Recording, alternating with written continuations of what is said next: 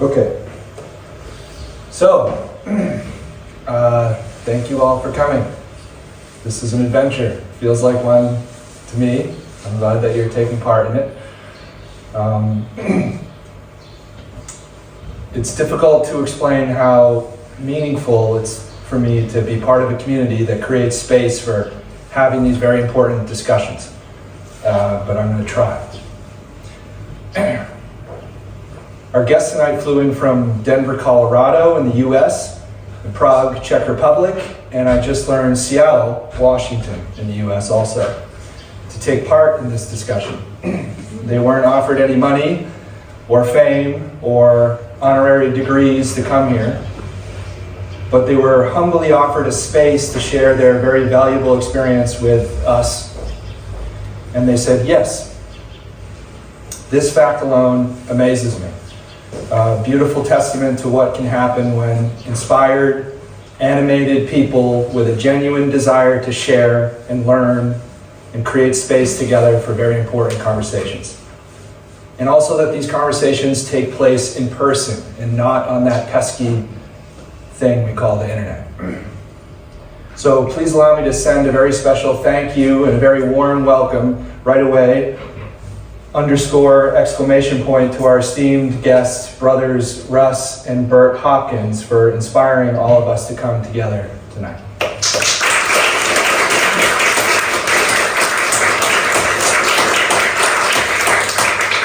I thought I'd take a couple minutes to tell a story about following the red thread, like Theseus and Ariadne, to give some context about how this evening came to be, before I hand off the baton to Russ and Burt. And the story starts in December 2022, when I gave a presentation here in this room about my first symbol paper. And I wrote about climbing in the high mountains as a symbolic quest. I was asking questions like, why do I climb? Why do I risk my life climbing mountains? Why does anyone climb mountains? And while working on these questions and writing the paper, I came across Robert A. Johnson's book, The Fisher King and the Handless Maiden. The poetry in this book was striking to me, piercing even. The words, like many of my favorite books the first time reading, literally jumped off the page immediately into my worldview. After reading Johnson's book, it's almost like I couldn't unsee the image that perhaps I climb mountains because I carry some modern version of the Fisher King's wound.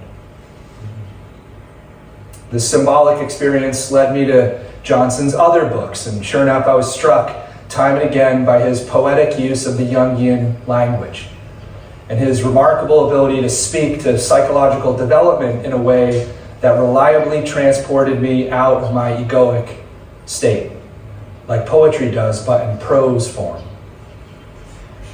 Johnson's psychological writing, maybe more than any writer except for Jung and Hillman, gives me these images that I can't unsee. And naturally, as many of us do nowadays, I also started seeking out interviews and recorded conversations and lectures and everything I could find about what Robert did while he was alive. And eventually I landed on this YouTube channel, Dr. Robert A. Johnson, the Hopkins Archive. And over the course of a couple days, I watched every video on that channel, and then I watched them again and again and again. And my wife and my kids thought I was crazy. But there was something magical in these films, and there is something magical in these films.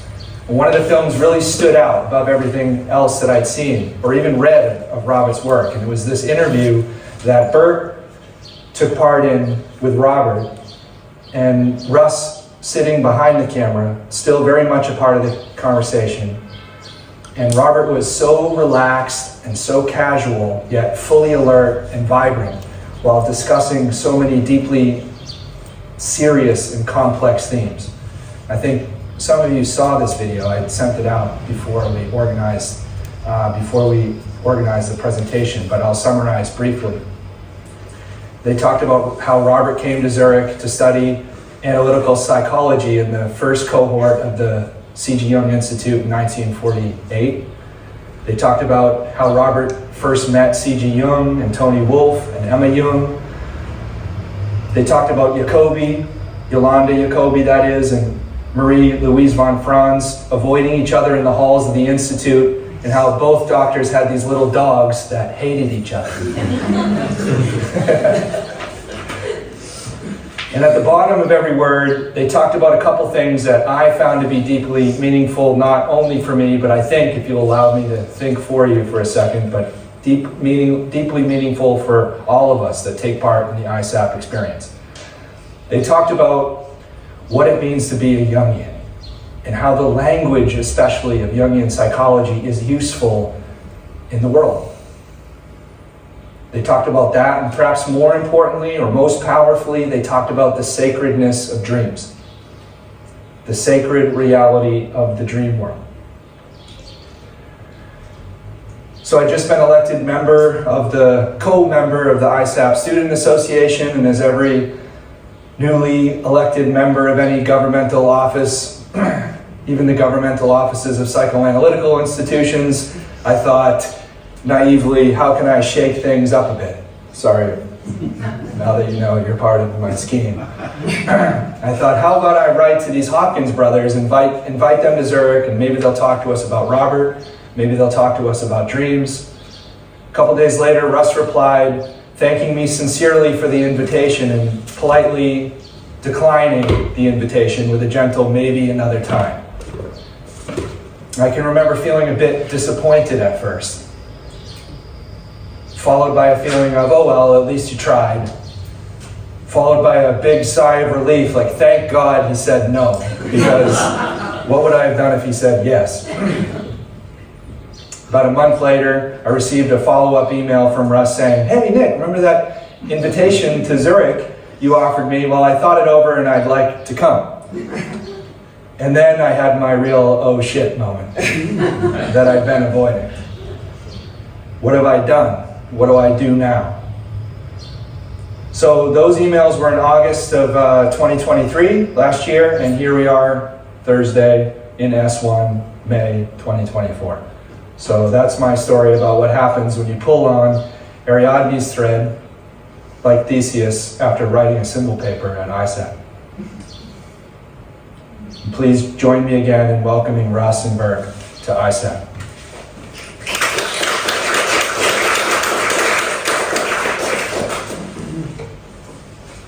Oh, maybe a couple. So Russ is going to play us a song and speak a couple words, and Burt is going to speak a couple words, and we're going to watch the film, and we'll take a break.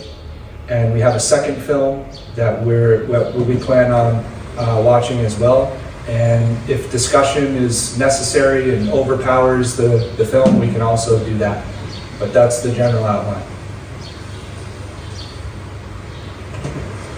Good evening. Good evening. With your indulgence, I'd like to introduce myself with a song. It's a song I wrote. It's about my personal resistance to facing the darker aspects of my soul.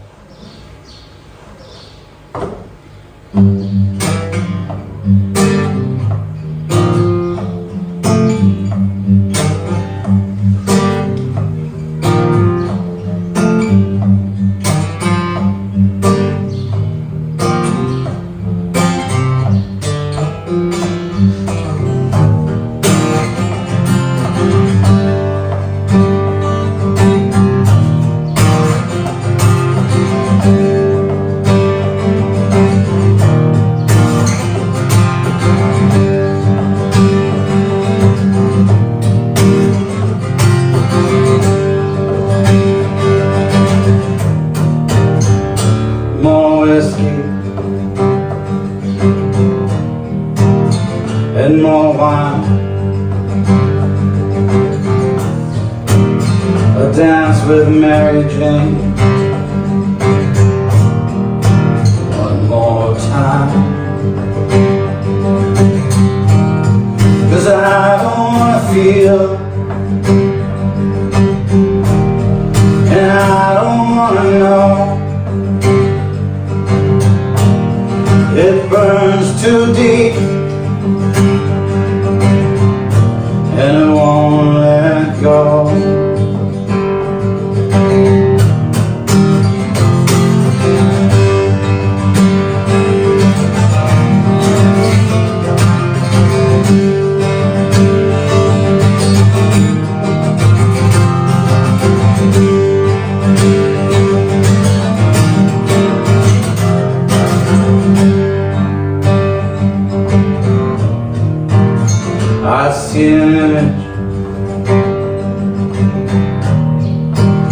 hear sound, but I don't wanna listen. Don't wanna look around, 'cause I don't wanna feel it, and I don't wanna know. It burns too deep, and I won't let go.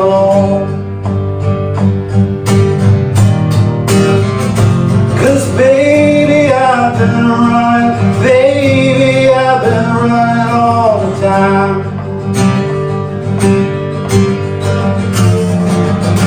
Baby, I keep running, but I never cross the finish line.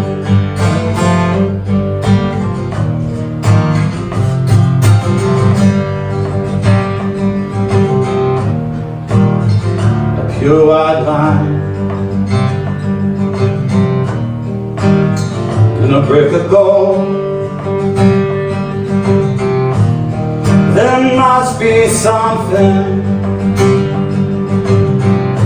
that can fill this hole. 'Cause I don't wanna feel, and I don't wanna know. It burns too deep, and it won't let go.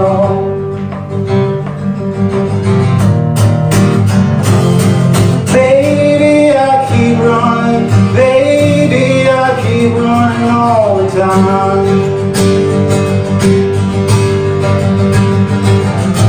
Baby, I keep running, but I never cross the finish line.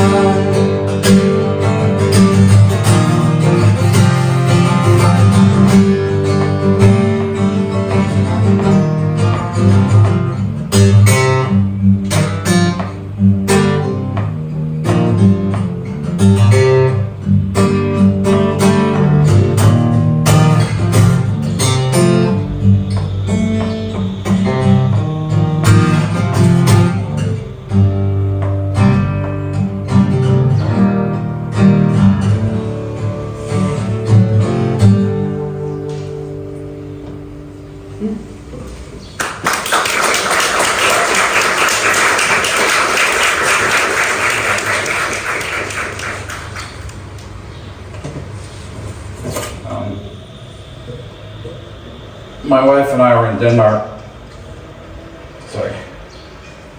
a few days ago, and I had this dream I'd like to share. As a little background, when we were kids, we could buy these little turtles at pet store. We keep them in little terrariums. And in this dream, I saw my turtle. But now he was this big, and he was in a box. It was about as tall as he was, and he could barely fit in that box. And I was really concerned. So I thought, hey, I need to get him a bigger box. So I went to look for a bigger box.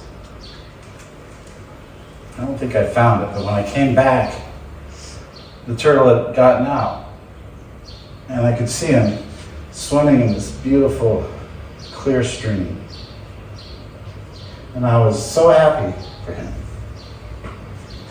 And he, even though he lived in this box, he knew how to fish. And he just seemed so happy. He was actually leaping from rock to rock, which turtles don't do.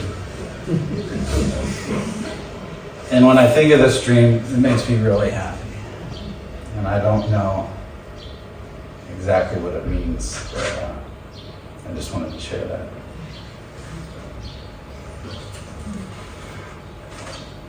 I met my friend Robert Johnson in the late 1980s at a dream conference in North Carolina. And when I heard him speak, I knew instantly that he spoke my inner language.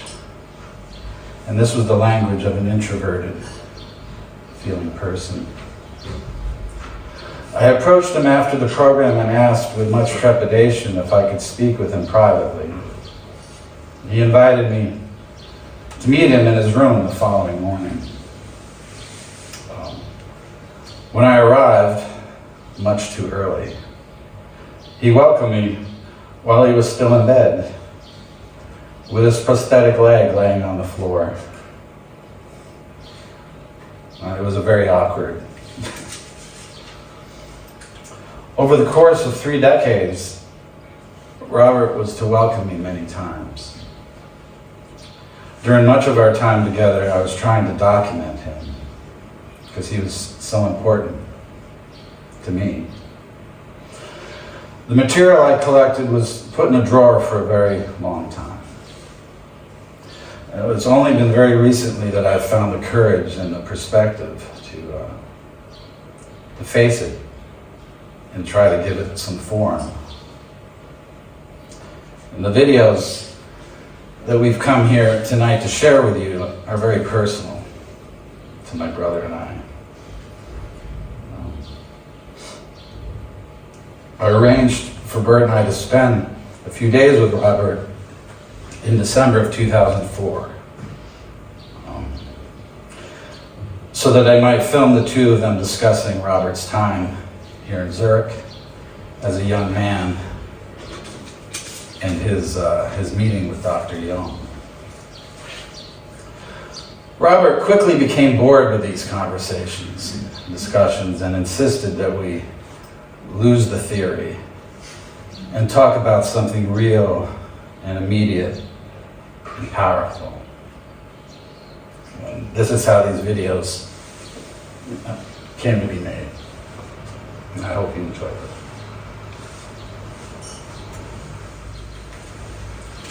Well, Russ is the artist in the family. I'm the scholar. I don't need a microphone because I like my speeches like I like my music live and unamplified. Can you hear me in the back? Okay, good. Being a scholar, I'm just going to give you a footnote. How is it that the Hopkins brothers, growing up in the suburb of New York City, ended up spending 4 days with Robert Johnson? And moreover, how is it that Russ Hopkins, an artist, spent 3 decades, basically an analysis with Robert Johnson, never paying a penny? I have to say, without any sense of, well, obviously narcissistic because of me. Because my father, who was an aeronautical engineer, had enough money to send me to a college to get a liberal arts education. And I was taking a psychology course and a philosophy course at the same time. And the psychology course, there was a segment on personality theory, talking about all the greats. Maslow, Carl Rogers, and of course some of the old guys, Jung, Freud. And I wrote a paper, which I thought was pretty good, but I got a B, and the grade, there was a comment saying, very interesting ideas, but not enough data. It's part of my liberal arts education. I shared this with my psychology professor, and he gave me his personal copy of a book called 2 Essays on Analytical Psychology. I read that book. I spent the summer working, buying the collected works of Carl Gustav Jung. My mother, who was a homekeeper, but she had a bachelor's degree in biology, and later on, when her children were older, she got a master's in psychology, would read the books I would leave at home, and she started reading Jung. Then there were these, I don't know where she found them because it's not the days of the internet, but she found these conferences called Journey into Wholeness. My father was retired, he had no interest in psychology. He shared with me once that he was a psychological nut. But my mother would drag him to these conferences, and if there was a golf course nearby, he would be happy. And I think it was maybe 1988, Russ went there. And that's how I met Robert Johnson. So this dreams, and also I was the stooge. I was there to talk theory with Robert, and as Russ said, got bored. And to my horror, he wanted to talk about our dreams. And so you're going to see some of these dreams. Russ working these things sent me, and I was able to watch the stuff with the theory, no problem. I said, boy, I really knew something about Jung at one time. But the dreams, I could watch 15 minutes. So tonight, if you'll indulge, I'll start a little early on the wine, and I'll watch my psyche in full public display. My 20-year-old psyche, and maybe I'll learn something tonight. Thank you.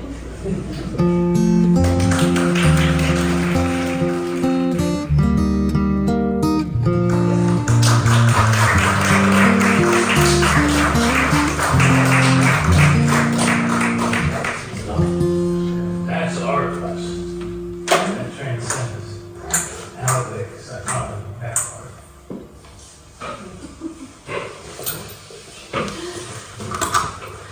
I want to know why you guys haven't joined us here at ISAP. I've never recruited you guys. Well, didn't you hear Nick say we had to pay our way, you know? Just kidding. Well, I understand, you know, that you have such a rich experience, and obviously you know symbolic language, even as a philosopher, you know. Even I wanted to do that. Well, you say you don't, right? So it comes across. I wanted to be that for a long time. It's never too We'll late. get you a reduced rate. But I'm an artist. So am I. Well, I was disabused of the notion there was only one Young Institute. So I said, we're going to the Young Institute, and I went online, and they said, oh no, there's two. Where am I going? For what reason? No, I just want to say, talk about an appreciative audience. I mean, no one was looking at their feet, and no one was checking their phones, and even when people were shaking their head, no, they're looking. It's not like, it's just an incredible experience. What do you think Robert would say if he knew that you were showing these videos to him? Robert is here. Robert would say, there's no money involved, it's perfect, there's no problem, right? Because he gave us he shared his life, and I don't know, I think you can find on the YouTube thing where he says this early on, one of the reasons he's committed to this project because there's no money involved. Well, he said that at the end of the reading, the way the series was started, he said, we're getting along great. And one of the reasons is because there's no money involved. And he stopped taking money in his practice when he didn't have to anymore, when his books and his lectures were supporting him. And he says, no matter how hard you try not to have that a factor, it's a factor. Somebody comes to you and gives you their money, then they expect you to make them feel better. It's a contract. And, No, but I'd be happy to come back, just to go back to your question, we'll keep going. I'll find one of these. Keep going. But I agree. Robert, at the end of Robert's life, it ended sadly in dementia. But as in that process, he was not unlike Jung. He was despondent. His book stopped selling, and he felt that no one really heard him. And in his analytical practice, he talked about how, like he was doing with me, he was trying to show me my gold. He was trying to show me my soul.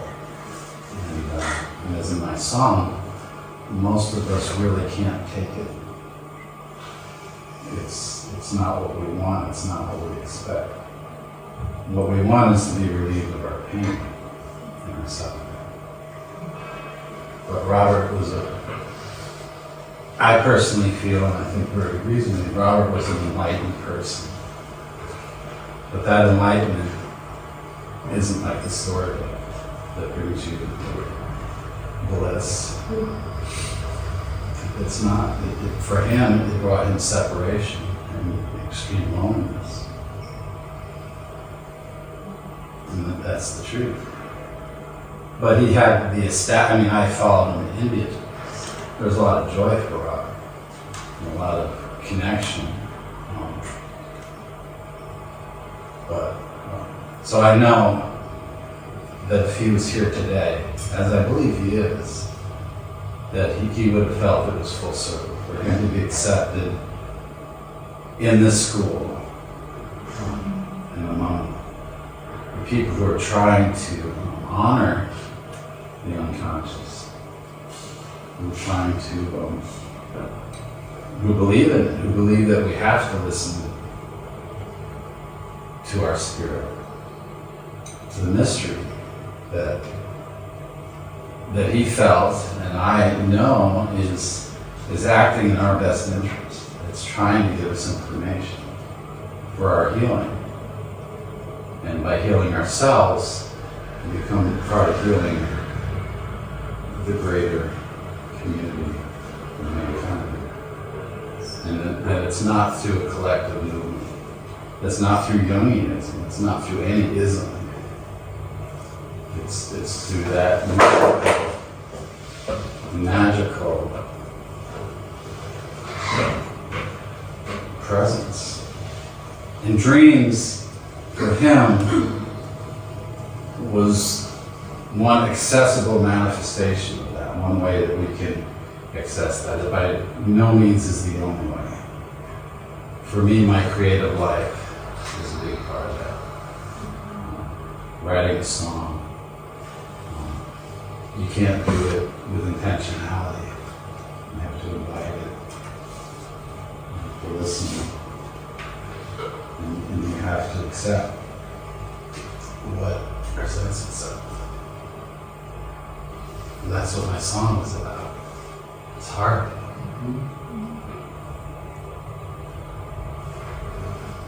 Well, it's my story. I was speaking earlier with somebody about how Robert's story was that of a monk sitting still. He had to, that's how he survived. He had to sit still. And then the unconscious, it's like Shiva standing on a snake. It's dangerous. For him,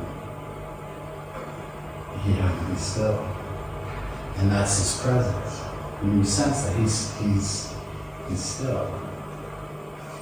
He's not striving. He's not trying to bring attention to himself. He's not trying to sell anything. Now, he sold books. I mean, you have to survive. But he wasn't putting himself out there as a prophet or anybody special. And I think that was his presence. But that was him. That he didn't recommend that as a way of life. That was his story. And we all have a story. And learning what that story is probably a task. But most people, or I certainly spent most of my life avoiding it because we think we know what we want our story to be. But the story is what it's going to be. And maybe it's the acceptance of that. That's the enlightenment. I agree that he would feel very comfortable here, especially in contrast to how he felt at the Young Institute, based on what he said in a couple of his other films that I watched, where he talked about the early days arriving at the Young Institute. And the first night he had a bad dream that everybody was fighting at the Young Institute. It didn't sound like he came away with a very good experience at the Young Institute. Well, but that's because of his personality type. I don't think that was rejection of the institute per se. It was, well, that's what Jung told him. You're an introvert. That this is your personality, and the number one thing was not to join. Right? Not to join any kind of collective thing. He was told, don't marry. But it took most of his life. He was told to not marry? By who? No. Jung told him not to marry. But didn't he elope with Helen and come back to his Well, he didn't. It took, what I'm trying to say is it took Robert half or more of his life to, I don't know if agree is the right word for it, but to embody what he was meant, what he was supposed to do. So right, he joined, he married, he did all these things and it all blew up in his face. So you should have listened to you. Exactly right. And in the end he did. And you don't should have listened to Young, but you didn't.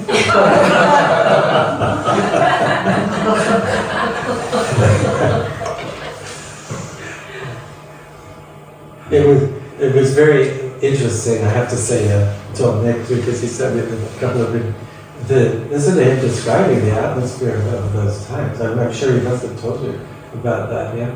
The poodle fights and... Well, but he also said that it wasn't unique, that it was an organizational. Yeah.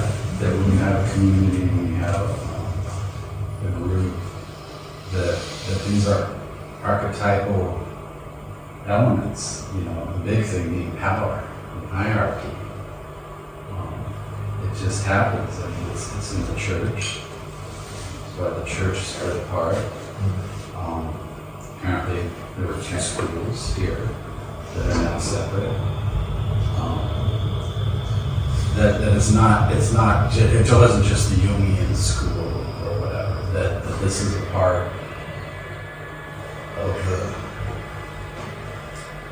Shadow side of organizations which cannot be eliminated by the bullshit PR of transparency. I couldn't say that. Amen.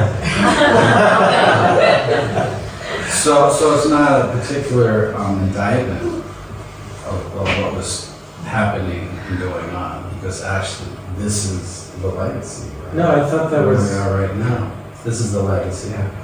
And I think for Robert to go through all of that, to not being a joiner, to really finding meaning in the Jungian, in Jung, and the language and the concepts, but not being of it.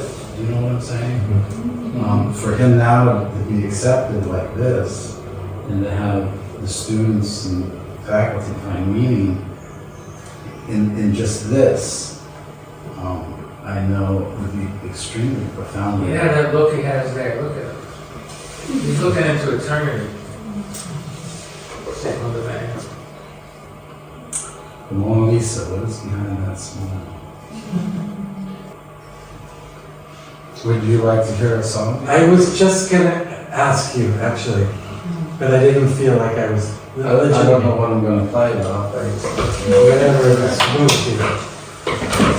But thank you all. Thanks again for Nick for making this happen. The power of personality. Glad you came.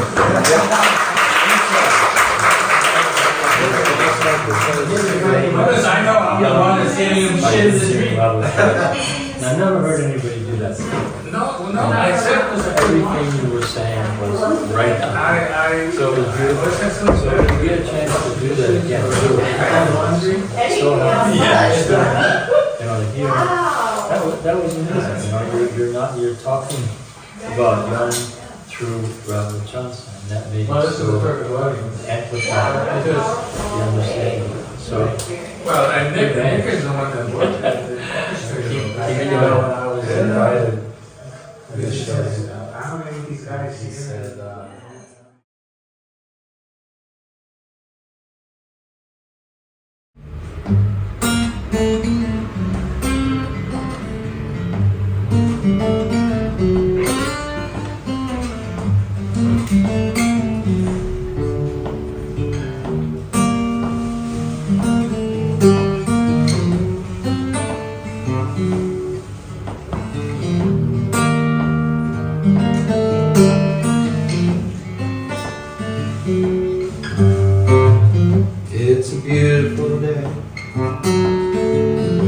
It's a beautiful day,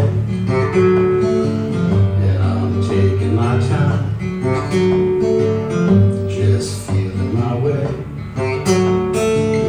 There's not a cloud in the sky.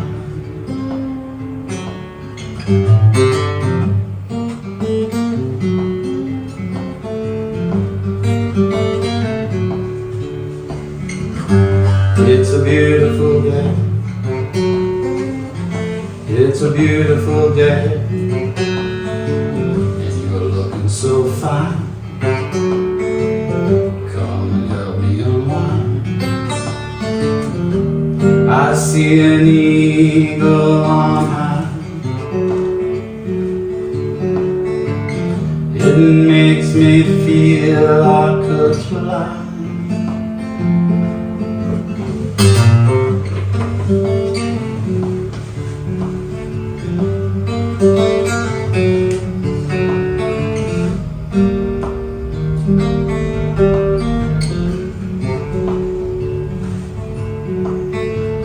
Floating away where darkness can't find me today. Only the sun can break on through, so let me tell you, we're not alone.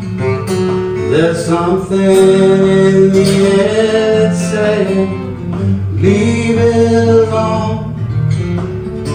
It's time to rest and heal your tired bones.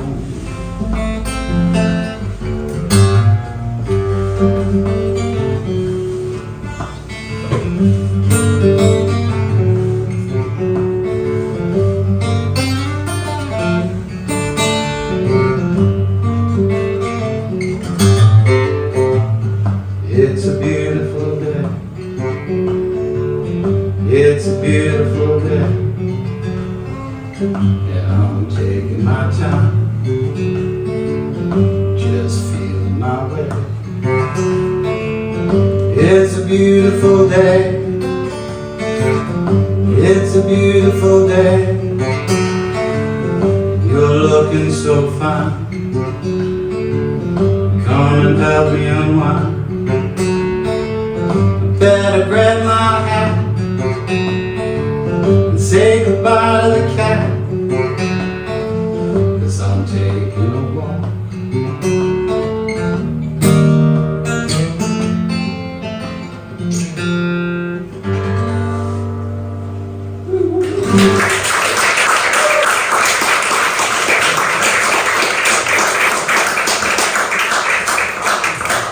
Thank you very much. One more. We know you got another one. David Floyd, no, I'm sorry. So, maybe not. But Russ has a song That that was the two brothers singing together. I don't sing. Russ doesn't think and I don't sing. That's why it's such a beautiful combination. Burt cooks well. Next time he will make lasagna for me. Carl Jung and Sigmund Freud, they went sailing across the ocean, telling their stories and sharing their dreams about lives in a commotion. They had a neurotic, synchronistic, meaningful connection before all the youngins and Freudians would compete for domination.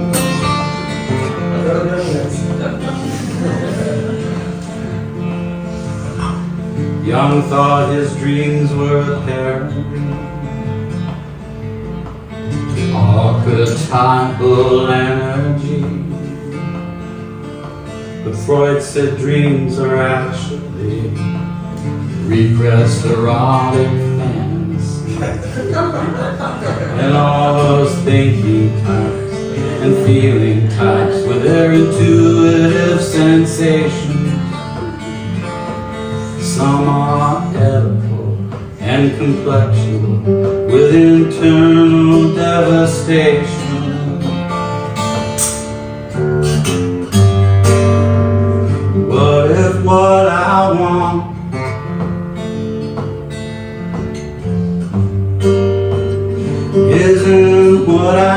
You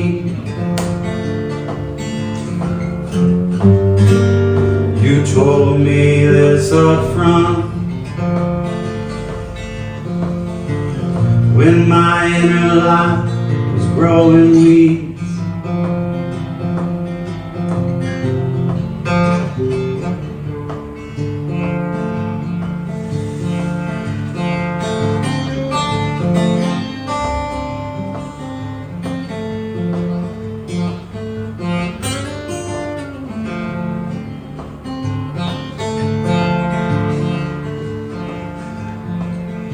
Now young was thinking collectively, while Freud clung to his authority. But both their lives were intertwined, 'cause each was the best that either one could find. And all those psychological projections brought them both into inflation, and their analysis of dreams brought the world brand new complications. What if what I want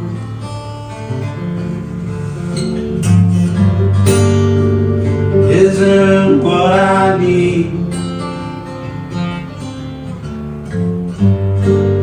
You told me this up front when my inner life grew weak. My head and my ego, it's a song and dance show, and my search for inner self, going really slow. In primal unconsciousness, see the archaic symbols flow. Watch all this energy rise from below.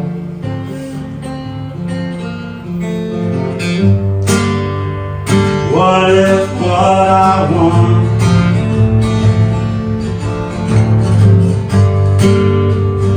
isn't what I need?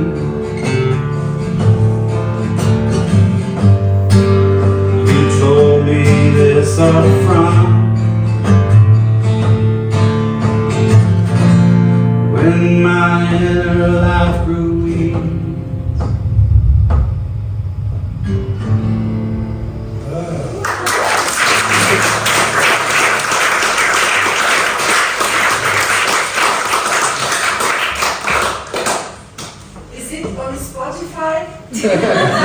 Yes. And actually you can find all my published work on my YouTube channel. Just look for Russ Hopkins and you should find it pretty easy. Do you have any more Jungian songs? Well, it's all young. Touche.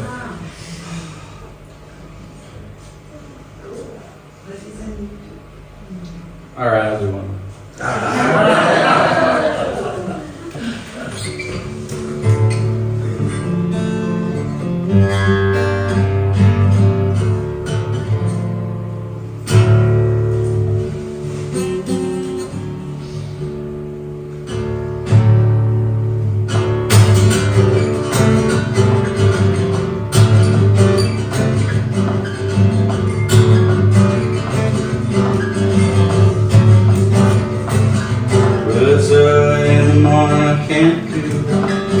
Had a fight with my baby last night. You know it's early in the morning. Don't you know it's early in the morning? Well, it's early in the morning and I ain't got nothing, ain't got nothing, ain't got nothing but the blues.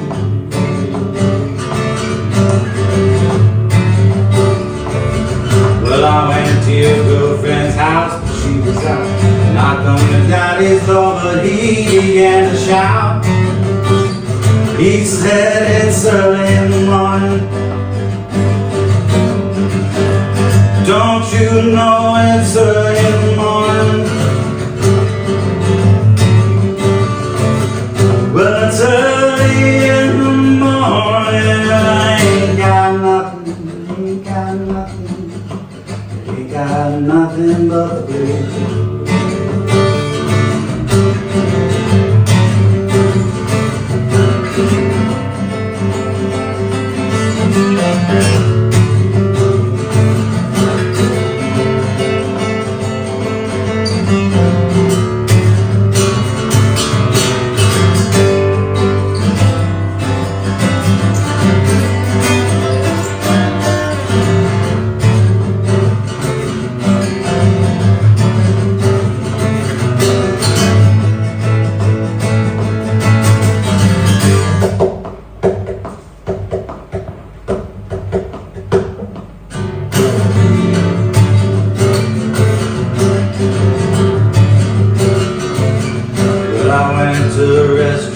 Get something to eat. Waitress said, baby, you sure look beat.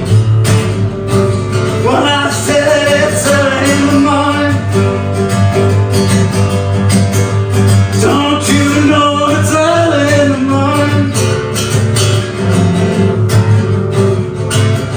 Well, it's early in the morning. I ain't got nothing, I ain't got nothing, I ain't got nothing, I ain't got nothing but the blues.